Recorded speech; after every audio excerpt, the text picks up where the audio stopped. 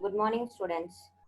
This is Aparna Sharma, and we are going to start the chapter Electrochemistry today. So, before I start the chapter, let me walk you through how to access the revision notes and the test in our application.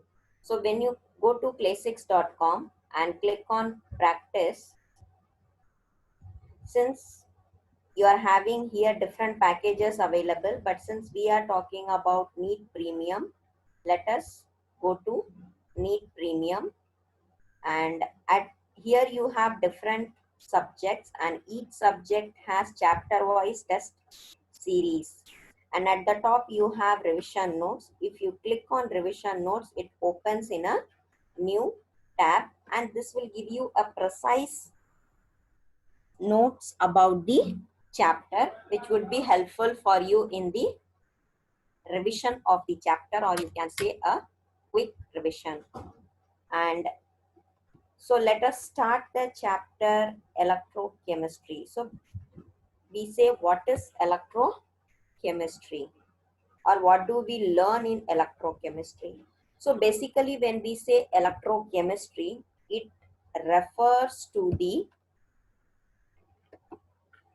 it is refers to the conversion of chemical energy to electrical energy and vice versa, basically we can say. So we can say that it is basically the study of production of electricity from energy released during any spontaneous reaction. And we could say that, and the use of electric energy is to bring about a non-spontaneous chemical transformation. It is to bring about a non-spontaneous chemical transformation. So basically when we say spontaneous and non-spontaneous, what is spontaneous reaction? A spontaneous chemical reaction is a reaction which happens on its own, and if it is happening on its own, it releases free energy, and this reaction will produce electrical energy from chemical energy. On the other hand, if we try to say what is non-spontaneous reaction, this is going to occur by providing an external source like electricity in order to start the reaction. This reaction would not start by itself, but we need an additional support or additional push up to start up the reaction. So we say that as your non-spontaneous reaction.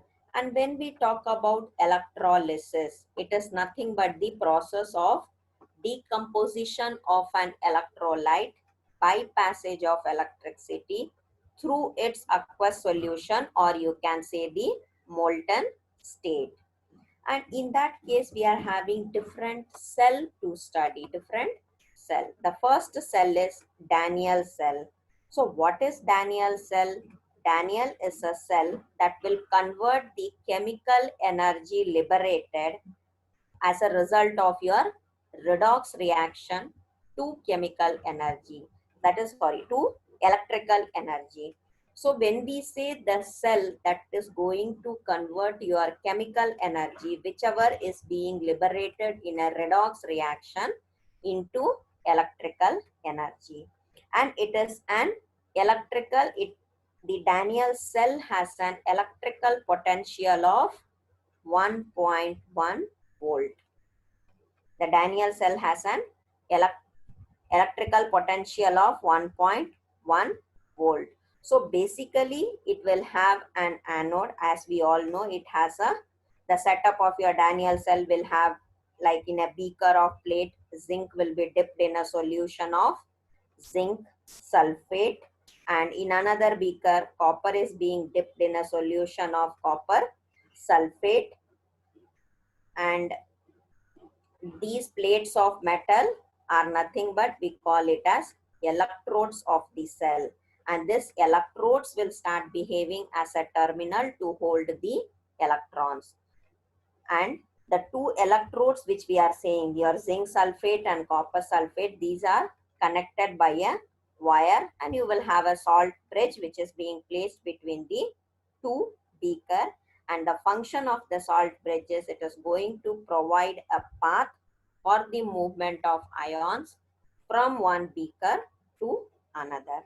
So that is the construction. And basically when we think about it, at the anode, oxidation reaction will take place, that is your loss of electrons, and at the cathode, your reduction will take place, that is your gain of electrons. So in Daniel's cell, when we talk, a salt bridge is being placed between your two beaker, which is going to contain the solution, that is your zinc sulfate and a copper sulfate. And this will provide a path for the movement of ions from one beaker to another in order to maintain electrical neutrality. The most important part is we should remember what is the function of your salt bridge. Salt bridge is nothing but an inverted U-tube like structure, and the tube is being filled with your concentrated solution of your inert electrolyte. Why we say it as inert electrolyte? Because the electrolyte should not undergo any sort of chemical reaction, nor it should react with concentrated solution which is present in the two half cell.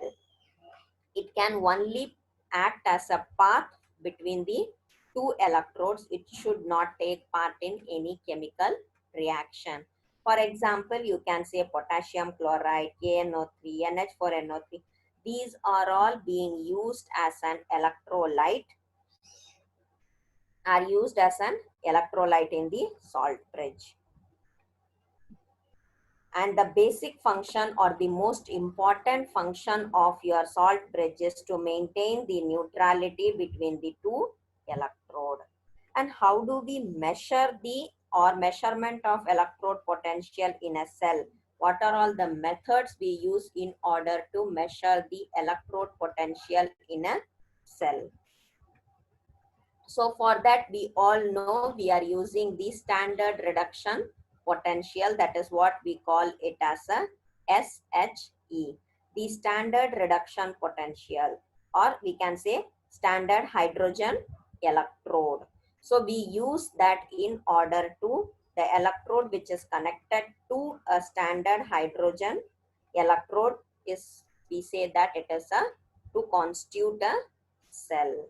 So when we are talking about standard hydrogen electrode, what do we say in it? So the electrode forming the negative terminal of the cell is basically allotted negative value of the electrode, whereas the electrode forming the positive terminal of the cell is allotted a positive value to the electrode. And the potential difference, which we say the potential difference developed between the two terminal, is being measured using a potentiometer. The potential difference is measured using a potentiometer. And the direction of the flow of electric current is in the external circuit is being identified by using a galvanometer. The direction of the flow of electric current in the external circuit is identified using a galvanometer. And this will help us to identify the positive and negative terminal of the setup as the current flows from positive terminal to the negative terminal. And this in turn will help us mark the anode and cathode electrode due to the fact that electrons is going to move from anode to cathode. So this, for the measurement of electric potential, we are using the standard hydrogen electrode. And the most important part of this chapter, is your Nernst equation. So when we say Nernst equation, what do we say in that? It is a equation that will relate the reduction potential of an electrochemical reaction to the standard electrode potential difference or potential temperature and activities of the chemical species which is undergoing reduction and oxidation. So the Nernst equation is E is equal to E naught minus RT by NF ln Some places it is written as QC, that is ln Q. So here when we say E cell is equal to E naught cell minus RT by NF ln Q. What is ln Q? Ln Q, suppose if we consider a electrochemical reaction, for example, we can say it as AA plus B, B is going to give you C, C plus D, D. In this case, we are saying our Q value will become is equal to product by the reactant. Our Q value becomes equal to the product by the reactant. Hence, we can say ln Q is nothing but ln of your product by the reactant. That is what we call it as our Nernst equation, and there are many numericals which is going to be based on our Nernst equation. There are many numericals which is being based on our Nernst equation. Hence, it is the most important formula. For example, if we are taking in the Daniell cell Nernst equation, we will say it as E cell is equal to our E naught cell minus RT by, of course, it will be your RT by 2F, and here we will have ln of Zn2 plus by your Cu2 plus.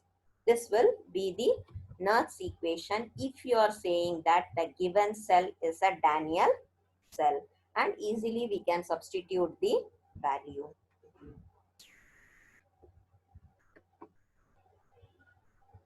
And next we have to talk about the relation between our electrochemical cell and Gibbs free energy or Gibbs energy. Electrochemical cell between and your Gibbs free energy. So whenever we are talking about electrochemical cell, what is electrochemical cell? Electrical work done, or when we are trying to pass energy, electrical work done will be equal to your electrical potential into total charge passed. Electrical potential into your total charge passed. So passing the charges reversely through galvanic cell will result in actually the maximum work done. Hence, we say that reversible work done by galvanic cell will always result into decrease in Gibbs energy. Reversible work done by galvanic cell will be equal to decrease in Gibbs energy. So, for example, if I say E to be equal to the EMF of the cell, and NF is nothing but the amount of charge passed. E is equal to EMF of the cell, and NF is nothing but the amount of charge passed. Hence, we can say delta G is equal to minus NFE cell. So, this is a relation between your cell and Gibbs energy. It is a relation between our cell and Gibbs energy. And next we have to talk about what is the relation between, or how we say electrical resistance. What is electrical resistance? So electrical resistance is basically denoted by the symbol R, and it is measured in unit that is called as ohm with the help of our Wheatstone bridge. And the electrical resistance, when we talk, it is directly proportional to the length, and it is inversely proportional to the area, or we can say cross section area. Hence, we can say our resistance becomes directly proportional to L by A. And if I try to remove the proportionality constant, we say R is equal to rho into L by A, and rho is nothing but the resistivity, and it is being measured in the units that is called as ohm meter. So these parts are very important from this chapter. And when we talk about electrical conductance, that is inverse of our resistance, we say it as conductance. And conductance is denoted by the symbol as your G, and it is equal to, G is equal to 1 by R. It is equal to 1 by R, reciprocal, or we can say inverse. So when I say 1 by R, we all know that R is equal to L by A, or your rho into L by A. Hence we can say reciprocal means we will get A by rho L, or you can say it as K is equal to A by L. So 1 by rho, it is being replaced with K, which is called as, and it is equal to ohm inverse, or it is also, the unit is also ohm inverse, is sometimes called as mho.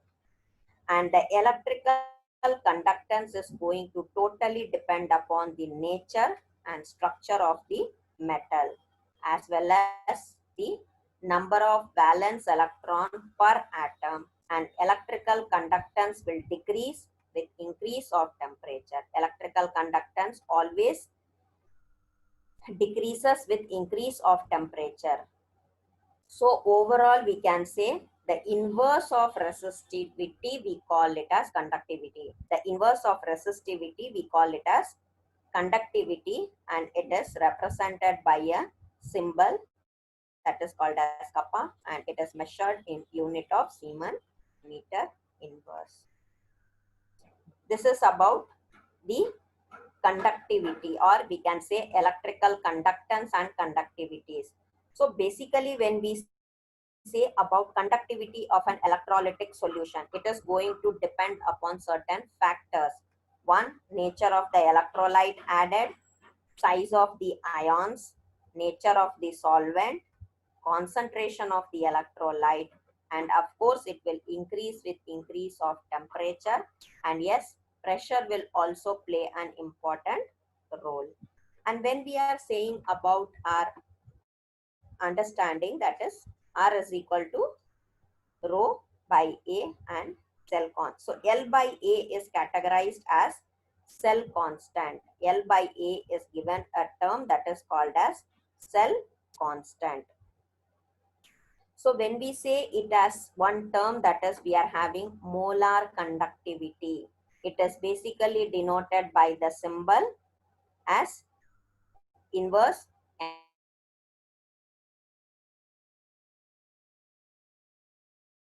conductivity of the solution with the help of this equation. And the unit of molar conductivity is Sm square per mole, or we can say Sm square mole inverse. And the conductivity, so the formulas are important part of this chapter, hence we should remember each and every, what we say resistivity, what is conductivity, and all those conditions. And when we are talking about your Gold-Rush law, what does this law say about limiting molar conductivity of an electrolyte? Basically, it can be represented as the sum of the individual contribution of your anion and cation of the electrolyte. It is going to be the sum of the individual contribution of your anion and cation. And before we study about your Gold-Rush law, you are having two different terms, that is called as strong electrolyte and weak electrolyte.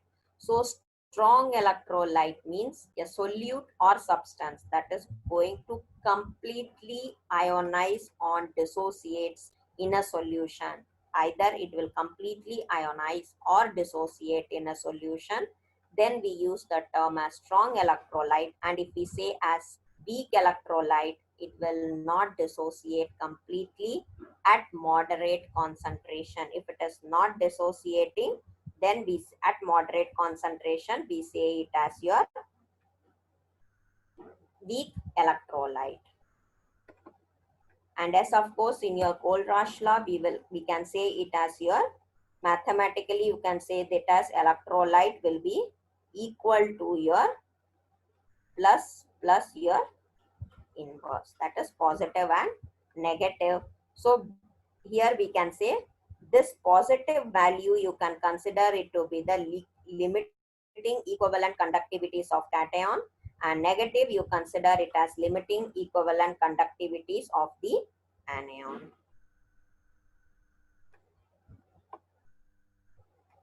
And next important part is your Faraday's law of electrolysis. What does it, Faraday's law of electrolysis says? So when we are talking about Faraday's law, what does it stand for or how it is important?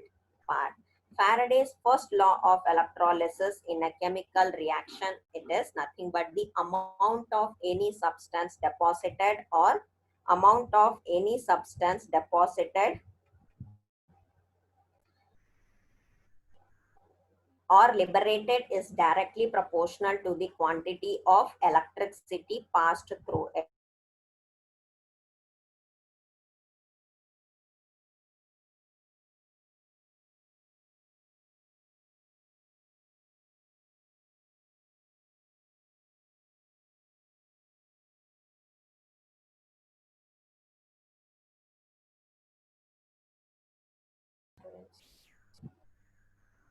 So when we say the electrolyte is always decomposed during the passage of electric current, and that process we call it as your electrolysis.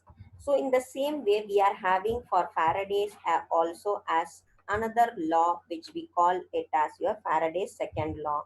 That is nothing but the amount of different substance which is liberated by same quantity of electricity passing through the electrolyte solution is actually proportional to the chemical equivalent weight, and that is what we call it as Q is equal to your IT.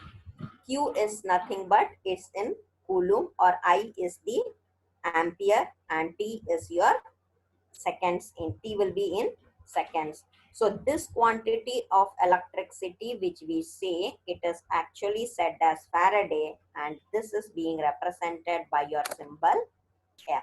It is being represented by your symbol F. So basically your Q is equal to IT is nothing but your Faraday's second law, that is the amount of different substance liberated by the same quantity of electricity passing through the electrolytic solution is being proportional to their chemical equivalent weight. So do focus, these two laws are also important. And next when we talk about, that is our battery, what we learn or what is important to learn in battery is we are having two different types of battery. Battery is nothing but it is a collection of two or more batteries that will be connected in series, and we have two different types of battery, your primary battery and secondary battery. It is a well-known fact that the reaction in a primary battery will always occur only once, or we can say the battery becomes dead after unused, and or it cannot be reused. We can say in simple term, primary battery, once it is being used, you cannot reuse again. For that, the example of your primary cell is nothing but your dry cell, or you can say it as your mercury cell.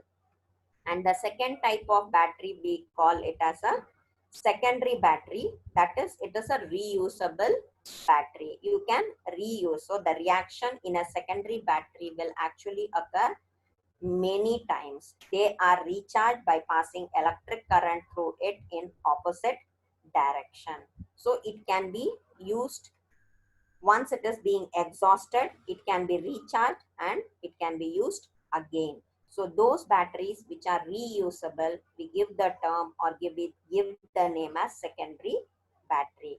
And for secondary battery, we can consider the example of your nickel cadmium cell. And when we are talking about a fuel cell, what is a fuel cell?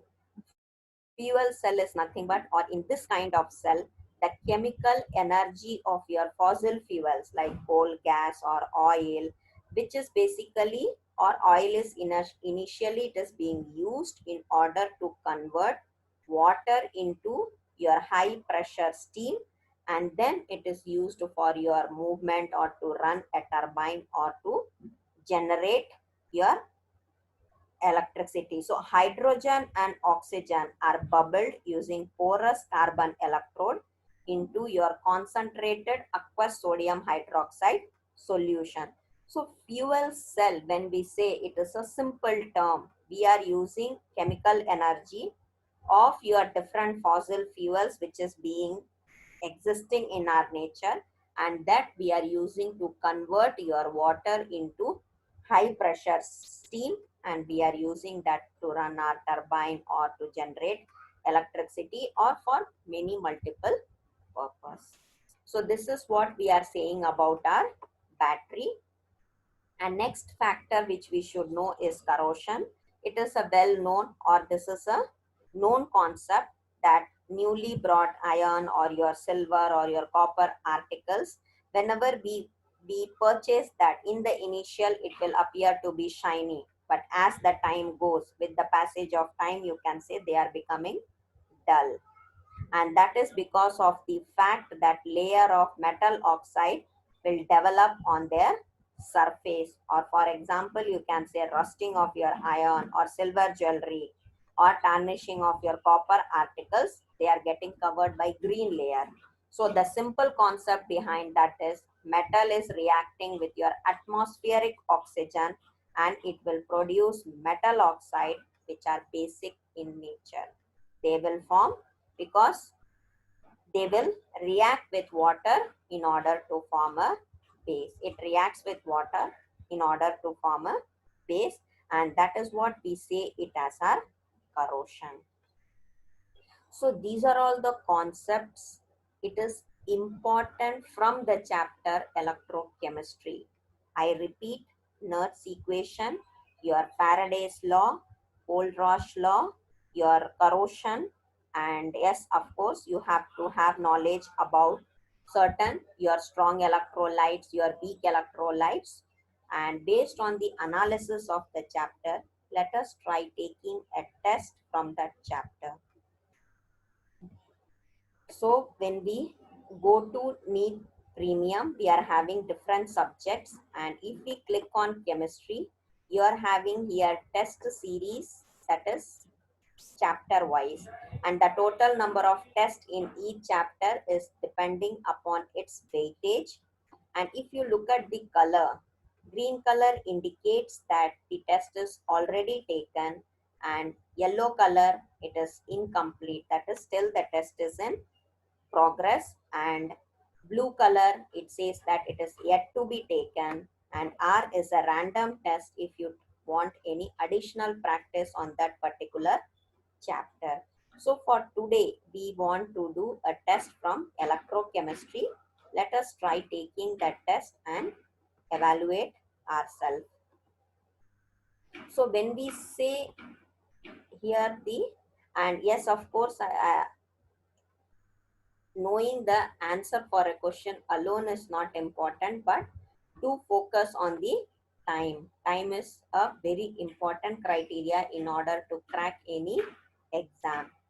So let us try taking this test, and this is our first question. Cu is getting converted to CuSO4 and AgNO3.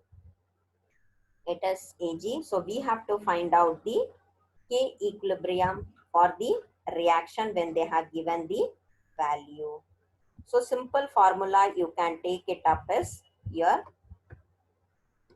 You can say delta G naught is equal to your minus NFE. So delta G naught, when I say it is equal to your minus NFE, then all other values are given to us. We can easily apply the formula. So delta G is equal to minus NFE when we say delta G naught is equal to minus NFE naught. And also we know that your delta G naught is equal to your minus RT ln K equilibrium. So if you equate these two equations and substitute your values, you can easily reach to the answer. And if you substitute the value, your answer you will get is around 10 to the power of your 10 to the power of 42.71. Just substitute the values and then we could reach the answer very easily. So let us save that as 20 to the power of 42 point. It should be 10 to the power of, yes, not 20. So let us save that and go to next. The potential of hydrogen electrode at 25 degrees Celsius. They have given us the potential of hydrogen electrode at 25 degrees Celsius will be. And for your pH2 value, they have given 1 atm and concentration of H plus they have given us. That means we can say that your reaction could be as your 2H plus plus your 2 electrons is going to give you H2. Once again, we know that your E cell will be equal to your E naught minus 0.059 by your 2 log of 2 potential, that is your pH2 by your H plus. And H plus, since it is 2, it becomes your square here. So we will get it as your E naught 0 minus 0.059 by your 2 log of 1 by 0.1. So when you try to solve this value, you can get it around as your minus 0.05 gram volt, minus 0.059 volt. So this should be our, D should be our answer, since the value should be negative. Let us save that and go to next. An electrochemical cell is shown here, and the EMF of the cell will not be zero. Because why the EMF of the cell will not be zero? An electrochemical cell is given below, and so always remember the EMF of the cell constant cannot be zero, because concentration of your H plus ion in your 2 electrolytic cell, it is going to be different. So HCl here, it is a strong acid, while acetic acid is basically a weak acid, hence their pH will be different. Their pH will be different. So you can say that pH of your 0.1 m HCl and your acetic acid cannot be same. So let us save that and go to next. So again, simple concept. They have given us AgI to your Ag and your Ag plus. So by Nernst equation, you can easily substitute the value, saying as they have given us of your E Ag plus to your Ag, and that is equal to your E naught cell of your Ag plus to your Ag plus 0.059, or you can take it as your 0.6 by n log of your K value. So this value they have given in the question to be equal to your 0.8.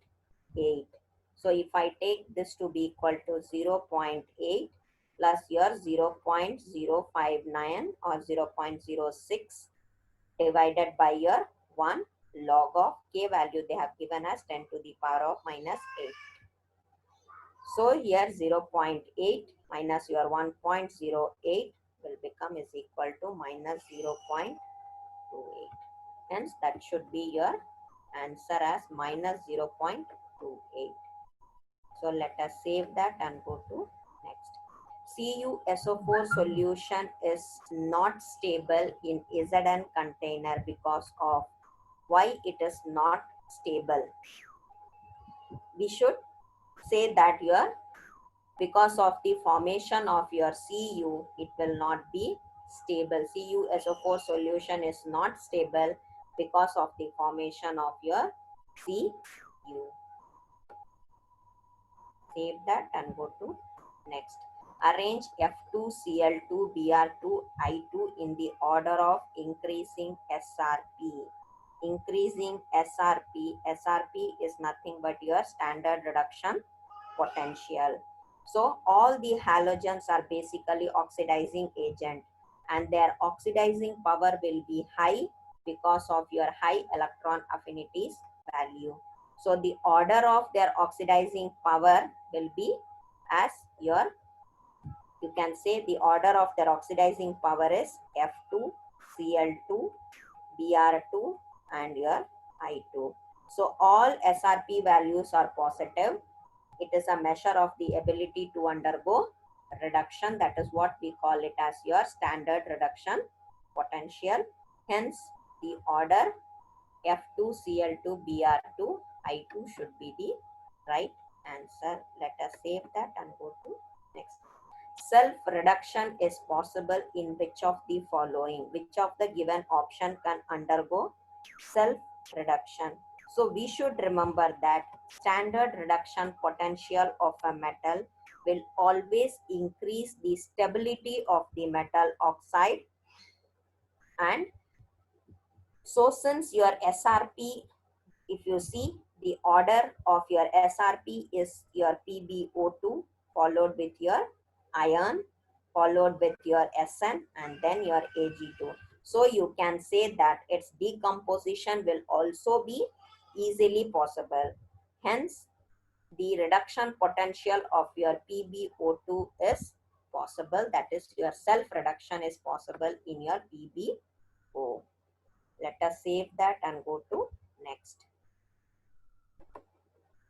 The resistance of 0.01 m of the solution of an electrolyte was found to be 150 ohm at 25 degrees Celsius. We have to calculate the equivalent conductance of the cell. We need to calculate the equivalent conductance.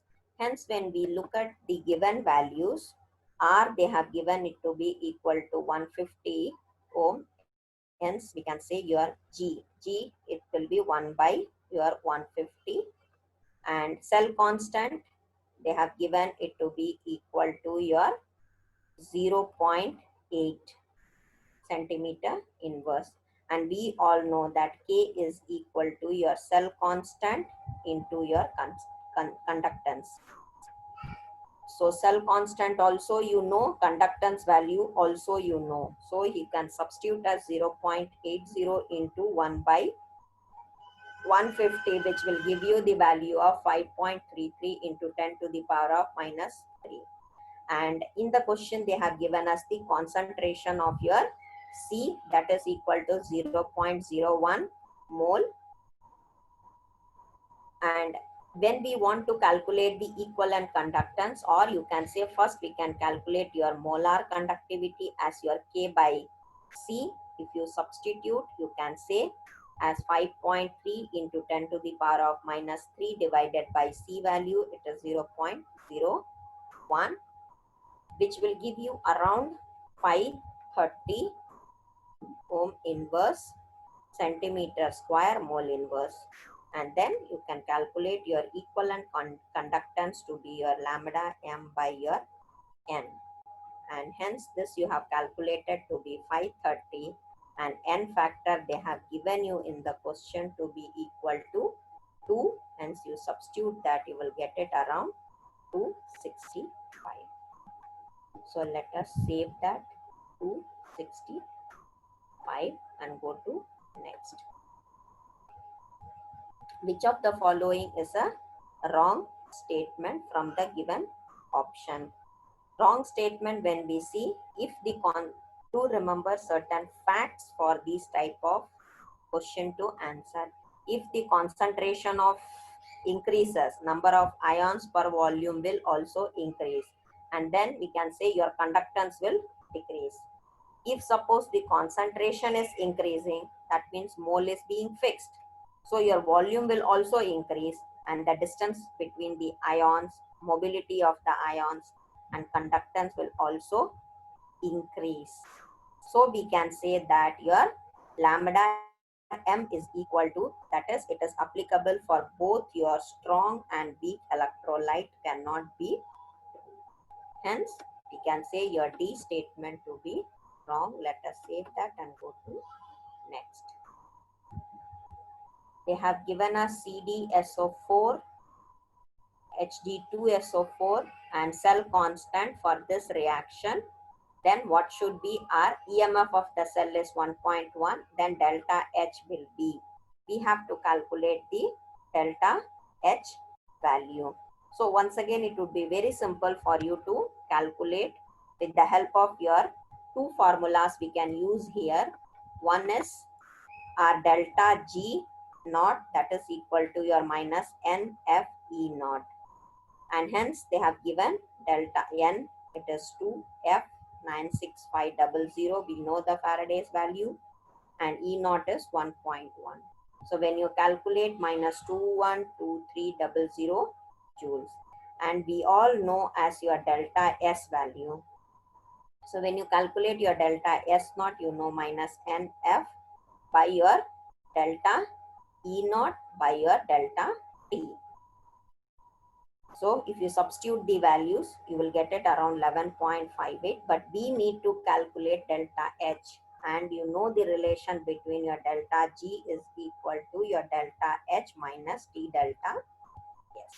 Hence, if we substitute the values here, delta G we have found out it is 212300, and delta H is unknown, and your minus your T delta S. T they have given as 298 Kelvin, and delta S we have calculated as 11.58. When we calculate this value, we get it to be equal to minus 208.85 kilojoules. Hence, relative formulas are very, very important. Our answer should be minus 208.85 kilojoule. Let us save that and go to next. 4 moles of electrons were transferred from anode to cathode in an experiment of electrolysis of water. The total volume of two gases produced will be approximately, we have to say in liters. So it is very simple. If the number of moles of electron transferred, we calculate number of moles of oxygen liberated and hydrogen liberated. So you can say total moles, and then you can calculate. For example, if we say that the reaction at anode, it will be H minus will give you your H2O plus O2 plus 4 electrons. That is, you will get it here as 40 when you balance. And at cathode, H plus 4 electrons will give you 2H2. So if the number of moles of electron being transferred is 4, so number of oxygen liberated, it will be equal to your 2. So total number of moles of your, and hydrogen liberated, it is, sorry, yes. So total number of moles of electron transferred is 4. Total is equal to 4. Oxygen, it is equal to your 1. Hydrogen, it is equal to your 2. So we can say total number of moles of your gases is 3. Hence, volume, it is your total number of moles, and we know the standard volume for 1 mole of gas is 22.4 liters. If you multiply this, you will get 67.2 liter. Hence, our answer should be 67.2 liters. Let us save that and go to next. A current of 2 ampere when passed for 5 hours through a molten metal salt, it deposits 22.2 gram of your metal of atomic weight, and the oxidation state of the metal in metal salt is. It's simple to calculate that. You have a formula where you will say weight is equal to your the value given by your n factor